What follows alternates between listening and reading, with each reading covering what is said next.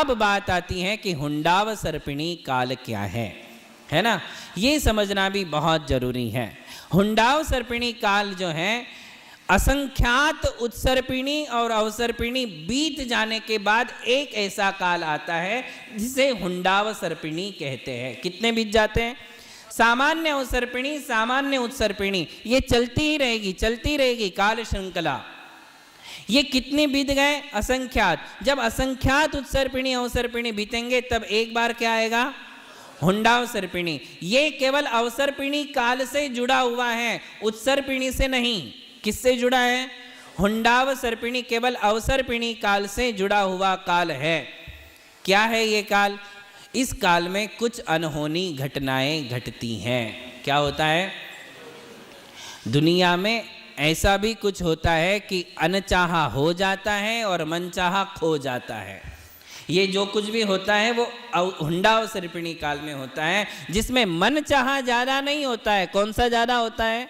अनचाहा। जो हम नहीं चाहते हैं वो ज्यादा होता है। ऐसी विशेष घटनाएं हुंडाव सर्पिणी काल में होती हैं, जो सामान्य उत्सर्पिणी और अवसर्पिणी के नियमों को भंग कर देती हैं। वो नियम वहां नहीं चल पाते हैं और स्वाभाविक रूप से वो नियम भंग होने लग जाते हैं। जैसे इस हुंडाव सर्पिणी, आज हम जिस काल में हैं, यह हमारा दुर्भाग्य है। क्या है? दुर्भाग्य है कि असंख्यात उत्सर्पिणी अवसर्पिणी बीतने के बाद वो हुंडाव सर्पिणी आते हैं और उसमें बराबर हम और आप फंस गए। ऐसे में ही अपना जन्म हुआ। मतलब वो कहते हैं ना कि जैसे कोई पक्षी जा रहा है और ऊपर से कौवा जा रहा है और कौवे के जाने का समय, ताड़ वृक्ष का वो फल टूटने का समय, और बराबर वो ताड़ का जो फल है वो गिरा और कौवे के ऊपर गिरता है, उसको लग जाता है। ऐसी जो एक घटना होती है वो इस प्रकार की घटना है हुंडाव सर्पिणी। उसमें बराबर हम लोग आए। इस हुंडाव सर्पिणी में क्या क्या अनहोनी घटनाएं घटी तो समझ लीजिए क्या क्या हुआ। तो कहते हैं कि इस काल में तीसरा काल जब चल रहा था, कौन सा? सुखमा दुखमा। ये सुखमा दुखमा काल खत्म होने से पहले ही कल्प वृक्ष खत्म हो गए। जबकि सामान्य नियम है कि जब तक सुखमा दुखमा काल खत्म नहीं होगा तब तक कल्प वृक्ष बने रहेंगे। किंतु इस काल में क्या हुआ? पहले ही कल्प वृक्ष खत्म होने लग गए। तीसरे काल में ही पहले तीर्थंकर हो गए, तीसरे काल में ही पहले चक्रवर्ती हो गए। सिर्फ हुए नहीं, दीक्षा लेकर के मोक्ष भी चले गए। आदिनाथ भगवान और भरत चक्रवर्ती और बाहुबली कौन से काल में हुए? तीसरे काल में। जबकि होना कौन से काल में चाहिए? चौथे काल में। दुखमा सुखमा में होना चाहिए, वो हो गए सुखमा दुखमा में, तीसरे ही काल में आकर के, और मोक्ष भी चले गए। बाहुबली भी चले गए, भरत भी चले गए और आदिनाथ भगवान भी चले गए। ये सबसे पहली अनहोनी घटना। दूसरी अनहोनी घटना ये घटी कि चक्रवर्ती का कभी मान भंग नहीं होता है, किंतु भरत चक्रवर्ती का मान भंग किसने किया? बाहुबली भगवान ने। कोई नहीं कर सकता है। चक्रवर्ती अपने समय का राजा होता है, षट खंड का अधिपति है, उसकी कोई भी इंसल्ट नहीं कर सकता है। किंतु इस काल में भरत चक्रवर्ती की इंसल्ट हुई, मान भंग हुआ। वो किसने किया? बाहुबली ने। तो ये भी क्या था? हुंडाव सर्पिणी काल का एक दोष था। ये भी एक दोष है। इसके अलावा बताते हैं कि अनादिकाल से 3 वर्ण चले आए हैं, क्षत्रिय, वैश्य और शूद्र। किंतु इस काल में चक्रवर्ती के द्वारा ब्राह्मण वर्ण की स्थापना हुई और वर्ण कितने हो गए? 4 हो गए।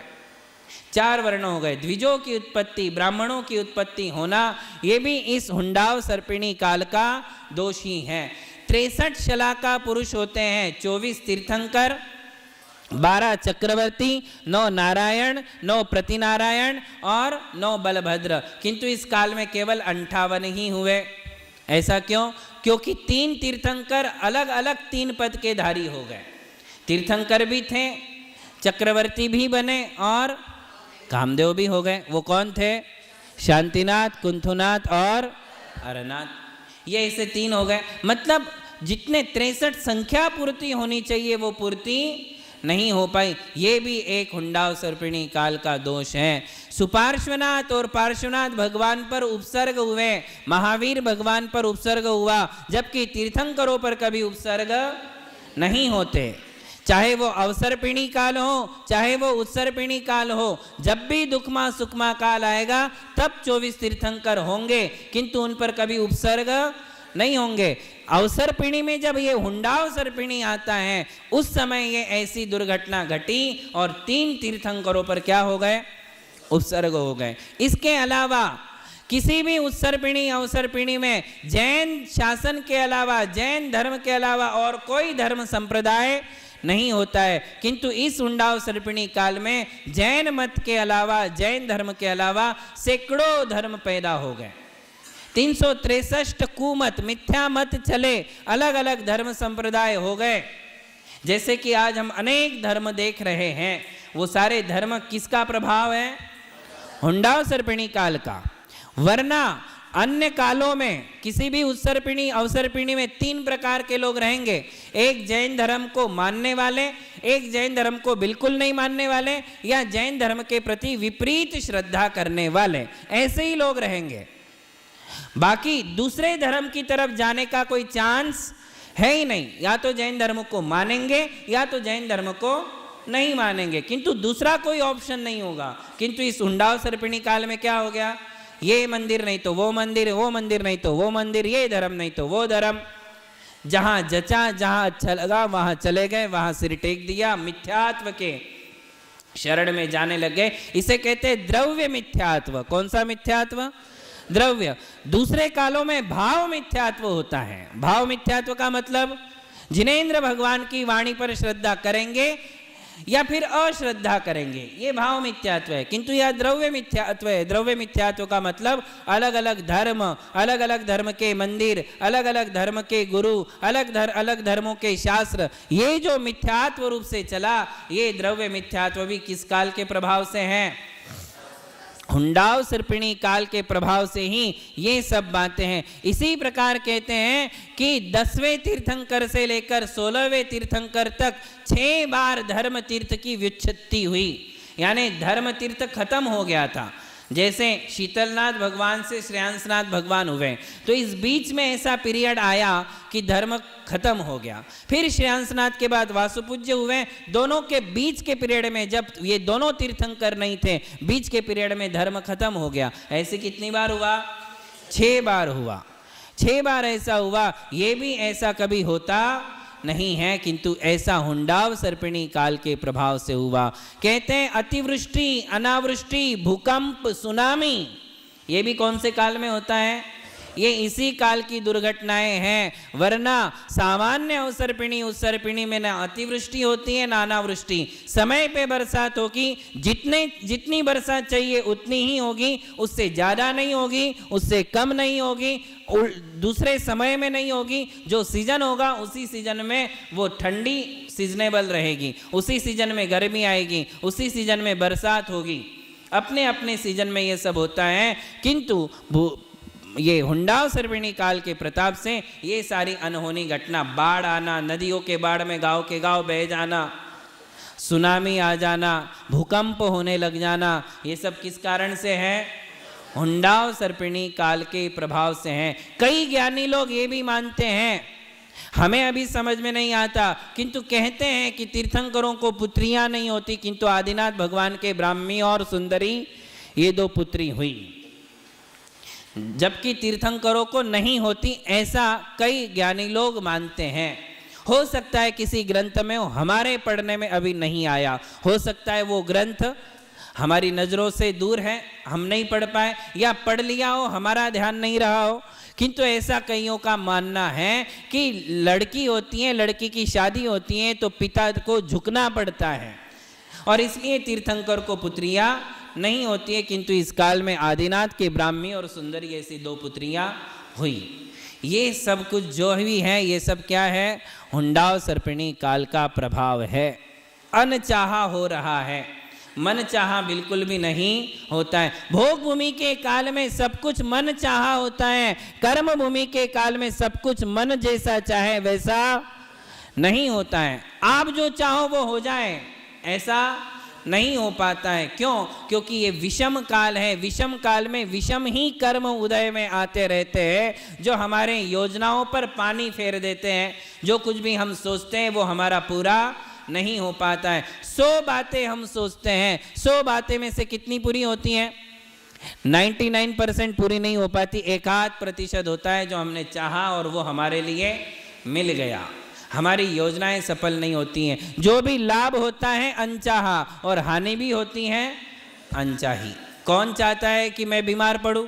कौन चाहता है कि मुझे घाटा लगे? कौन चाहता है कि मुझे हार्ट अटैक लगे? कौन कहता है कि मुझे कैंसर हो? किंतु ये सब होता है, अनचाहा ही तो है। और कभी कभी अनचाहा लाभ भी हो जाता है। हमें पता नहीं था, हमने इमेजिन नहीं किया था, इतना लाभ व्यापार में हो गया। ये भी कौन सा लाभ है? अनचाहा है। कभी कभी साधुओं के संयोग मिल जाते हैं। किसने सोचा था कि खार में चौमासा होगा? ये भी अनचाहा लाभ है। तो ये कर्म भूमि है। कर्म भूमि में भी विषम काल है। इस काल में मनचाहा बहुत कम होता है, और जो नहीं चाहते वो सब कुछ ज्यादा से ज्यादा होता रहता है। इस प्रकार ये हुंडाव सर्पिणी काल है। बात समझ में आई आपको? अनहोनी घटनाएं, और भी ऐसी सैकड़ों अनहोनी घटनाएं होगी जो हमें पता नहीं है। किंतु जब सामान्य उत्सर्पिणी अवसर्पिणी होती हैं, उस समय किसी प्रकार के नियमों का भंग नहीं होता है। सारे रूल्स जो के त्यों होते हैं। जो 6 काल के नियम हैं वो नियम चलते ही रहते हैं, उसमें किसी प्रकार का चेंजेस नहीं आता है। तो ये बात हमारे लिए यहाँ समझना चाहिए। हुंडाव सर्पिणी काल जब आता है तो मिथ्या मतों को तीर्थंकर भी नहीं रोक पाते हैं। आदिनाथ भगवान के समय में उन्हीं का पोता मरीचि, कौन? मरीचि, वो जो मरीचि था वो आदिनाथ भगवान की सभा में बैठा था, समो शरण में। और सहसा किसी ने प्रश्न किया कि हे तीर्थंकर, हे भगवान, क्या आपके इस वंश में और भी कोई तीर्थंकर हो सकता है? तो आदिनाथ भगवान से ये उत्तर प्राप्त हुआ था कि हाँ, ये जो मरीचि है इसकी आत्मा भी तीर्थंकर बनेगी। क्या कहा था? वो भी आत्मा तीर्थंकर बनेगी। ये घमंड उस मरीचि को आ गया। क्या घमंड आया? कि मैं भी तीर्थंकर बन सकता हूं। जबकि उसने ये सोचना चाहिए था कि मुझे तो ये पता ही नहीं था, ये लाभ मुझे मिलने वाला है। धन्य हो भगवान, आपके मुख से मुझे ये सुनने को मिला। किंतु ये नहीं होकर के क्या हो गया? अहंकार आ गया कि मैं भी तुमसे कोई कम नहीं हूं, मैं भी तो बनने ही वाला हूं। तो फिर यहाँ बैठ करके क्या फायदा है? अपन अपनी दुकानदारी चलाए। ऐसा सोच करके अहम के आवेश में वो समोशरण छोड़ के गया। सम्यक्त्व भ्रष्ट हो गया, मिथ्या दृष्टि बन गया। मिथ्या दृष्टि बन करके उसने कितने मत चलाए? 363 मत चलाए। क्रियावादी, अक्रियावादी, अज्ञानवादी आदि कितने मत चलाए? 363। और वही आत्मा जाकर के अंत में क्या बनी? 24वें तीर्थंकर भगवान महावीर। उन्हीं ने ये सारे मत बनाए और उन्होंने फिर इन मतों का खंडन किया महावीर भगवान बनने के बाद। जबकि 23वें तीर्थंकर तक जो हैं अन्य मत थे, किंतु उतने प्रभावशाली नहीं थे। किंतु जैसे ही भगवान महावीर हुए, ये भी एक हुंडाव सर्पिणी काल का ही दोष था कि महावीर भगवान के समकालीन ऐसे अनेक मतांतर चलने लग गए। महावीर भगवान के समय उनका खंडन भी हुआ, किंतु खंडन होने के बाद भी उनको कोई रोक नहीं सका, कोई रोक नहीं पाया। ये हुंडाव सर्पिणी का प्रभाव है कि तीर्थंकरों जैसे जिन शासन के अधिपति होने के बाद भी मिथ्या मतों को कोई रोक नहीं सकता है। मिथ्यात्व बढ़ता ही जाएगा, बढ़ता ही जाएगा। पंचम काल में वे सारे मतांतर, जबकि वो थे पौधे अब क्या बन गए? पेड़ बन गए। और समीचीन धर्म जो है वो क्या होने लग गया? ह्रास होने लग गया। सच्चा धर्म घटते जाएगा। इससे एक क्लू ले लो आप। इस काल में जो धर्म सबसे वीक है, समझ लो वही सबसे सच्चा धर्म है। समझ में आई बात? क्या कहा था कि पंचम काल के अंत तक सच्चा धर्म क्या होगा, सिकुड़ता जाएगा और दूसरे धर्म जो है वो फैलते जाएंगे। इससे अपन ने क्या समझना है, जो सबसे ज्यादा वीक होगा वही सच्चा धर्म होगा, जो ज्यादा स्ट्रांग है, पावरफुल है, वो सच्चे धर्म नहीं है, वह भीड़ होगी। पंचम काल में सम्यक्त्व के साथ जन्म लेना भी दुर्लभ है। ऐसे जीव दुर्लभ होते हैं जो सम्यक दर्शन के साथ जन्म लेते हैं। 99% कौन सी आत्माएं जन्म लेती हैं, मिथ्या दृष्टि, मिथ्यात्व के साथ जन्म लेते हैं और मुश्किल से सम्यक दर्शन प्राप्त कर पाते हैं। शास्त्रों में लिखा है कि पंचम काल में जुगनू जैसे जुगनू चमकते हैं ना, कभी कभी चमकते हुए हमारे लिए दिखते हैं, वैसे ही सम्यक दृष्टि इस संसार में, इस काल में हमें देखने को मिलेंगे। अधिकतम भरमार किसकी होगी, मिथ्या दृष्टियों की। किसकी होगी, मिथ्या दृष्टि लोग 99% होंगे। ऐसा होने के बाद भी धर्म पंचम काल के अंत तक जीवंत रहेगा। जैन शासन की पताका पंचम काल के अंत तक फहराती रहेगी, भले ही उसके फॉलोवर्स कम होते जाएंगे। न धर्मो धार्मिकैर विना, धर्मात्माओं के बिना धर्म कभी नहीं हो सकता है। तो धर्मात्माओं के रूप में ही वो धर्म जीवंत रहेगा। मंदिर धर्म नहीं है, धर्म करने का स्थान है। क्या है, जिनवाणी शास्त्र धर्म नहीं है, मंदिर धर्म नहीं है, वे धर्म के आयतन हैं, धर्म के स्थान हैं। वहां जाकर के हम धर्म प्राप्त करते हैं, अपने धर्म को बढ़ाते हैं। अभी तो भगवान महावीर को जाकर कितने वर्ष हुए, केवल 2538 वर्ष हो रहे हैं। और अभी कितना काल बाकी है पंचम काल का, 18,500 वर्ष अभी भी बाकी हैं। आज देख लो आपके, आज दुनिया में मांसाहार कितना है, ऑल ओवर वर्ल्ड में आज मांसाहार कितना है, 90% तो होगा, 90% तो मांसाहार होगा पूरे वर्ल्ड में। भारत बचा था, भारत में भी मांसाहार बढ़ते जा रहा, 90% से ज्यादा ही मांसाहार हैं। बताओ कितना काल बीता, 2538 वर्ष ही बीते हैं, आज ये हालत है। मिथ्यात्व फैल रहा है, सच्चा धर्म कम कम होते जा रहा है। आप सोचिए कि हालत कितनी कमजोर होने वाली है। इस काल में और एक हुंडाव सर्पिणी का प्रभाव है कि इसी काल में 9 रुद्र होते हैं, 11 रुद्र होते हैं, 9 नारद होते हैं। और पंचम काल में जब चौथा काल होता है तो 11 रुद्र और 9 नारद होंगे। पंचम काल होगा तो 21 कल्की और 21 उपकल्की होंगे, जो धर्म का नाश करने का काम करेंगे। हर 1000 वर्ष में 21 कल्की होंगे और हर कल्की के 500 साल बाद एक उपकल्की होगा। समझ रहे बात को, 21,000 वर्ष में कितने कल्की होंगे, 1000 वर्ष, एक 1000 वर्ष के अंतराल में एक कल्की और उपकल्की होगा।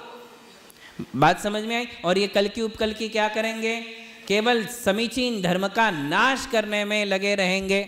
और हुआ ही ये, हमारे मंदिर तोड़े गए, हमारी मूर्तियां तोड़ी गई, विध्वंस हुआ कि नहीं, हमारे शास्त्रों को होली के माफिक जलाया गया, हमारे मुनियों को भगाया गया, उनके ऊपर उपसर्ग किए गए। ये 2500 साल में एक इतिहास तो हुआ ही है।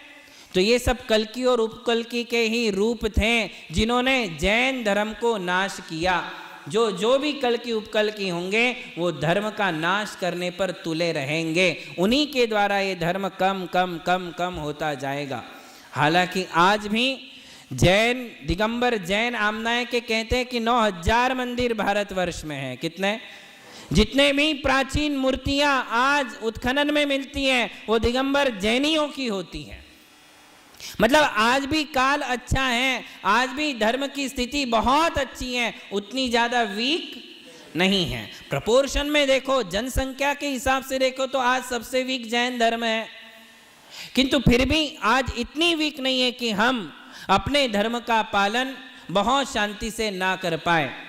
आज भी हमारे लिए सरकार के द्वारा सुरक्षा है और हमारे धर्म और धर्मायतन आज सुरक्षित हैं। हम आराम से अपने मंदिर जा सकते हैं, मुनि लोग आज आराम से विहार कर सकते हैं।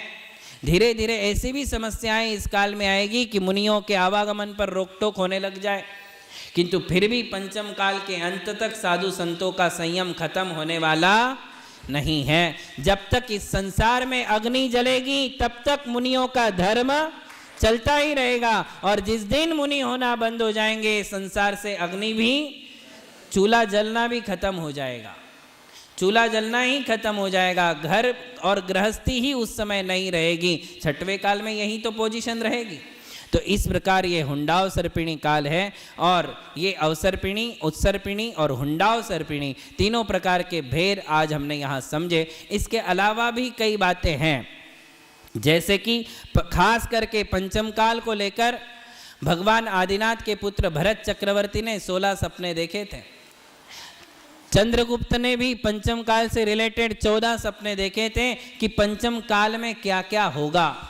ये सारी बातें भी इसमें आती हैं। यदि समय मिलेगा और यदि मन हुआ तो हम आपके लिए वो बातें भी समय पर जरूर बताएंगे। आज इतना ही रखते हैं। महावीर भगवान की।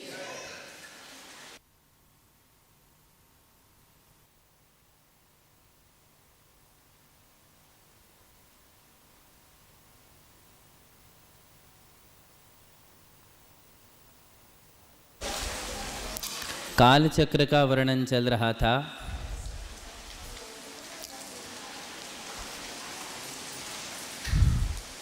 अवसर्पिणी काल के 6 कालों में से 4 या 5 काल का वर्णन हमने पिछले समय में किया था। 5वां काल का नाम है दुखमा, जिस काल में माएँ दुखी रहती हैं। दुख माँ का मतलब माताएं, जिस काल की माताएं दुखी रहेगी बेटों से, है कि नहीं परिस्थिति। दुखमा सुखमा काल की माताएं कुछ दुखी थी, कुछ सुखी थी, और भोग भूमि की काल की माताएं सारी सुखी ही सुखी थी, बेटों से कोई परेशान नहीं थी। और दुखमा काल में सब अपने संतति से दुखी हैं। इसलिए कौन सा काल है? दुखमा। एक सामान्य बात बता रहा हूं, दुखमा काल में हम सुख की ज्यादा अपेक्षा नहीं कर सकते हैं। काल का ही नाम दुखमा है, जहां सुख है ही नहीं। जो कुछ भी सुख अनुभव में आ रहा है वो केवल दुखों की कमी है। क्या है? सुख नहीं है। हम जिसे सुख मान रहे हैं वो केवल क्या है? दुखों की कमी। करेला कम कड़वा हो सकता है किंतु मीठा कभी नहीं हो सकता है।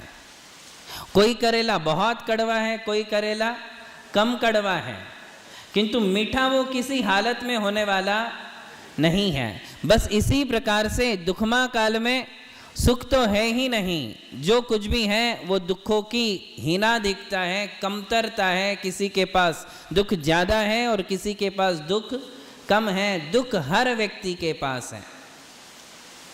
कोई तन से दुखी है, कोई मन से दुखी है, कोई धन से दुखी है, कोई परिवार से दुखी है। अनेक प्रकार के जितने भी दुख हैं वे दुख हर व्यक्ति के पास है।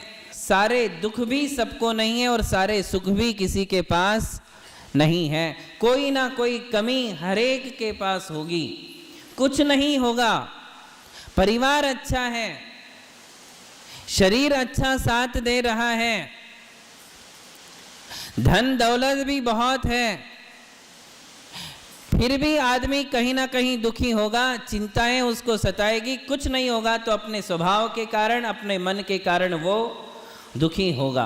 दुख तो उसके पास होगा ही होगा। आंखों में आंसू आएंगे ही आएंगे, मन में चिंताएं भरी ही रहेगी। ये कौन से काल का प्रभाव है? दुखमा काल का प्रभाव है। देखिए, सुखमा से लेकर दुखमा तक जो सुख और दुख की चर्चा है वो आत्मा के सुख और दुख की चर्चा नहीं है। हालांकि सुख और दुख का संवेदन करने वाली आत्मा ही है, किंतु आत्म सुख की चर्चा नहीं है। यहाँ शरीर सुख की, इंद्रियों के सुख की बात है, और वो सुख धीरे धीरे धीरे धीरे घटता ही जाता है, कम होता ही जाता है। इस प्रकार से दुखमा और फिर अति दुखमा काल आता है। वैसे तो सम्यक दृष्टि जीव हर स्थिति में सुखी है, क्योंकि सम्यक दृष्टि जीव के ऊपर झोपड़ी का और महल का कोई प्रभाव नहीं पड़ता है। सम्यक दृष्टि जीव तो नरक में भी है। तो कहते हैं बाहर नारक कृत दुख भूंगते, अंदर समरस घटा घटी सी, सदन निवासी तदपि उदासी। कैसा होता है सम्यक दृष्टि? सदन निवासी तदपि उदासी। उसको संसार शरीर भोगों में उत्सुकता नहीं होती है, उतनी ज्यादा उत्सुकता, इंटरेस्ट, रुचि उसको संसार शरीर भोगों में नहीं है, धन दौलत में नहीं है, घर मकान में नहीं है, गाड़ियों में नहीं है, सुख सुविधाओं में नहीं है, उसको उसमें उदासी है। और कहाँ उसकी प्रसन्नता है? पंच गुरु चरण शरणों। किसमें उसकी आनंद और प्रसन्नता, खुशी किस चीज में होती है? पंच गुरुओं के चरणों की शरण में ही उसे आनंद आता है। इसलिए सम्यक दृष्टि जीव किसी भी परिस्थिति में खुश रहता है, प्रसन्न रहता है। बाहर से वो सदन निवासी हैं, गृहस्थ हैं, गृहस्थों की सारी मर्यादाएं पालता है, गृहस्थों के सारे रिलेशन निभा रहा है, किंतु वो सब निभाते हुए सबके सुखों में सुखी भी होता है, सबके दुखों में दुखी भी होता है, किंतु अंदर से वो अपने मन को उतना जुड़ने नहीं देता है। उसका मन जो प्रसन्न है, उसकी प्रसन्नता का राज केवल जैन धर्म है, उसकी प्रसन्नता का राज केवल पंच परमेष्टि है, उसकी प्रसन्नता का राज केवल वो धर्म है जो केवली भगवान के द्वारा उसे प्राप्त हुआ है। उस धर्म के पालन में उसके लिए आनंद आता है। इसलिए बाहरी परिस्थितियां उसके ऊपर ज्यादा असर नहीं करती हैं। मिथ्या दृष्टि जीव अंदर बाहर दुखी रहता है, हर परिस्थिति में वो चिंतातुर रहता है। उसके जीवन में, उसके मन में, उसकी आत्मा में वो प्रसन्नता कभी नहीं होती है जो सम्यक दृष्टियों के पास होती हैं। खैर, विषय ये है कि यहाँ आध्यात्मिक सुख और दुख की बात नहीं है, यहाँ भौतिक सुख और दुख की बात है। कौन सी? भौतिक सुख दुख। जो सुखमा से लेकर दुखमा तक होता है, वो भौतिक सुख दुख, सुख घटता ही जाएगा और दुख बढ़ता ही जाएगा, बढ़ता ही जाएगा। पंचम काल आता है तो पंचम काल में तीर्थंकर नहीं मिलेंगे, केवली श्रुत केवलियों का सानिध्य नहीं मिलेगा, रिद्धिधारी मुनियों के दर्शन नहीं होंगे, शुद्धोपयोगी मुनियों के दर्शन नहीं होंगे, योगी मुनिराज के दर्शन नहीं होंगे। इसके अलावा ऐसे भी मुनि नहीं होंगे जो अवधि ज्ञान के द्वारा अगली और पिछली बात बता देते हैं। वे मुनि भी पंचम काल में बिल्कुल निरतिशय काल, कोई जैसे आप ये समझ लो कि केला है, केले के अंदर का जो फल है वो बाहर चला गया, अब बचा जो क्या बचा? छिलका। बस वो छिलका पंचम काल में बच जाता है।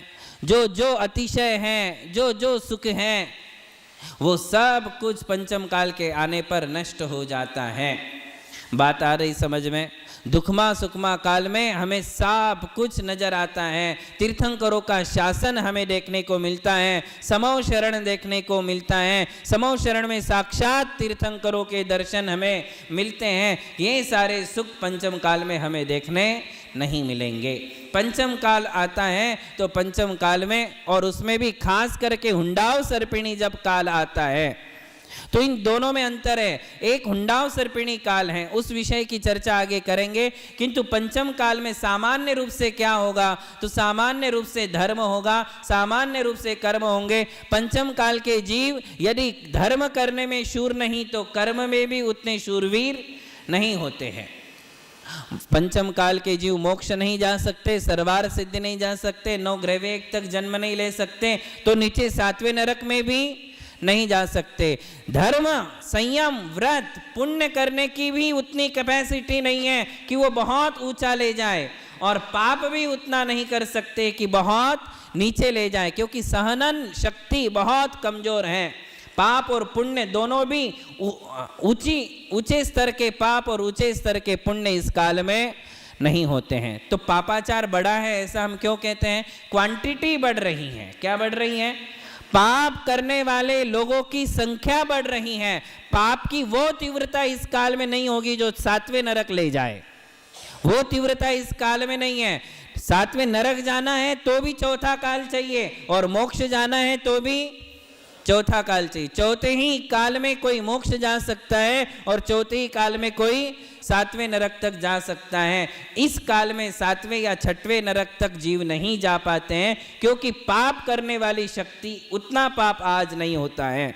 तो किंतु हुआ क्या है? पुण्य करने वालों की संख्या बहुत घट गई है और छुटपुट पाप करने वाले बहुत ज्यादा बढ़ गए हैं। क्वांटिटी में 99% पापी लोग हैं पंचम काल में, और पुण्यात्माएं कितनी होती हैं? इन्हीं गिनी चुनी होती हैं, जो वास्तव में तन मन धन से पुण्य कमा रहे हैं, धर्म कर रहे हैं। ऐसी आत्माएं बहुत कम होती हैं। ये पंचम काल का प्रभाव है। पंचम काल महादुखदायी, उसका मुंह 6वें काल की तरफ है। धीरे धीरे धीरे आयु घटेगी। 120 वर्ष की उम्र पंचम काल की उत्कृष्ट है, और 21,000 वर्ष में वो उम्र भी घटती जाती है।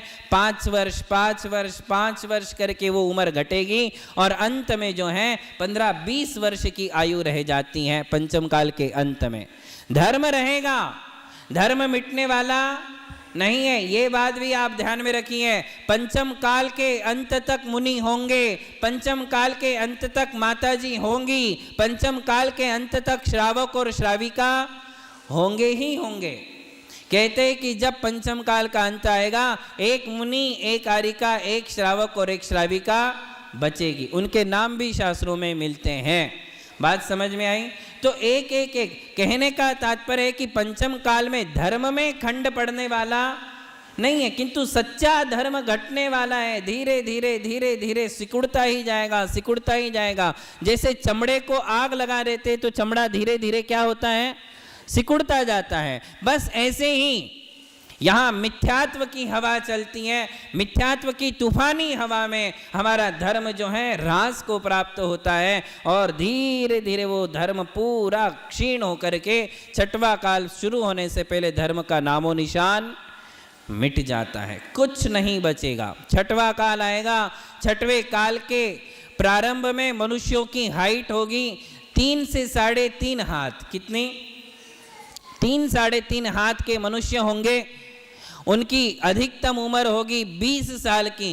किंतु ध्यान रखना, 6वें काल में कोई समाज रचना नहीं है। 6ठे काल में सज्जन लोग नहीं, 6वें काल में धर्म नहीं, 6वें काल में भक्ति नहीं, 6वें काल में मुनि नहीं, 6वें काल में बिल्कुल सज्जनता शून्य हो जाती है। उस काल में कपड़े, मकान, पेड़ ये नजर नहीं आते हैं। सभी लोग नग्न रहते हैं, पहनने के लिए कपड़े नहीं होते हैं। सारे स्त्री पुरुष नग्न रहेंगे। बिल्कुल जो कहें कि आजकल हम जैसे जंगलों में देखते, वो जमात जो होती है वो नजर आता है, वो दृश्य 6वें काल में। कपड़े नहीं, मकान नहीं, खुले रहते हैं। काने, गूंगे, बहरे, अंधे, सारे के सारे इस टाइप के लोग, बंदर जैसे मुख वाले लोग होते हैं। जो कुभोग भूमि जैसी रचना है, कुभोग भूमि में जैसे चेहरे होते हैं वैसे चेहरे 6वें काल में होते हैं। कच्चा मांस खाने वाले लोग होते हैं। शाकाहार दुनिया से मिट जाता है। रसोई पकाने वाला कोई नहीं होता है। क्या करते हैं? कच्चा मांस खाते। पेड़ पौधे नजर नहीं आते हैं, फल नहीं होती हैं, खेती नहीं होती है, व्यापार नहीं होता है। व्यवस्थाएं पूरी क्षीण हो जाती है, व्यवस्थाएं चौपट हो जाती है, खत्म हो जाती हैं। बिल्कुल ऐसे ही लोग 6वें काल में होते हैं, बिल्कुल काले कलुटे। सौंदर्य उस काल में बिल्कुल भी नहीं होता है। ऐसा ये कौन सा काल है? 6वां काल। अति दुखमा। वो 6वां काल भी कितने हजार वर्ष का है? 21,000 वर्ष। पंचम काल भी 21,000 वर्ष का और 6वां काल भी 21,000 वर्ष का। किंतु एक मनुष्य की आयु कितनी होगी 6वें काल में? 20 वर्ष। 20 वर्ष से ज़्यादा नहीं जिएगा। ऐसे करते करते पूरा छठवां काल आएगा। छठवां काल खत्म होते होते अंत में जो है 49 दिन के भीतर भीतर इस सृष्टि में प्रलय आता है। क्या आता है? अंत के 49 दिन में प्रलय आता है और उस प्रलय में सब कुछ बह करके खत्म हो जाता है। अग्नि बरसने लगती है, आग बरसती है, विष बरसता है, और ये अग्नि और विष के कारण और तूफानी हवाओं के कारण ये संसार पूरा नष्ट हो जाता है। पर्वत खत्म हो जाते, पेड़ खत्म हो जाते, और जो पृथ्वी होती है वो पृथ्वी, चित्रा पृथ्वी अपने रूप में प्रकट होती हैं। सब कुछ मलबा बह करके लवण समुद्र में चला जाता है, लवण समुद्र में चला जाएगा। अंत में ऐसा महाभयंकर प्रलय आता है, वो प्रलय इस सारी समूची सृष्टि को नष्ट। केवल भरत क्षेत्र की बात है, यह कहाँ की बात है? इसीलिए कहते हैं कि सृष्टि का नाश भी होता है वो सिर्फ इसी अपेक्षा से, और उसको कोई नष्ट नहीं करता है, स्वाभाविक रूप से होता है। छठवां काल आता है, अंत काल में ऐसा सब कुछ होता है। तो ये अवसर्पिणी काल है। कौन सा काल है? अवसर्पिणी। सुकमा से प्रारंभ हुआ और अंत कितना वहाँ भयंकर हुआ। स्टार्टिंग कितनी अच्छी हुई, सुखों से हुई, और अंत कैसा हुआ? बिल्कुल अति दुखमा काल, बहुत ही भयंकर अंत इस काल का होता है। ऐसे ये 6 काल होते हैं। इन 6 कालों में अवसर्पिणी, और फिर अवसर्पिणी के बाद कौन सा काल आएगा? उत्सर्पिणी। फिर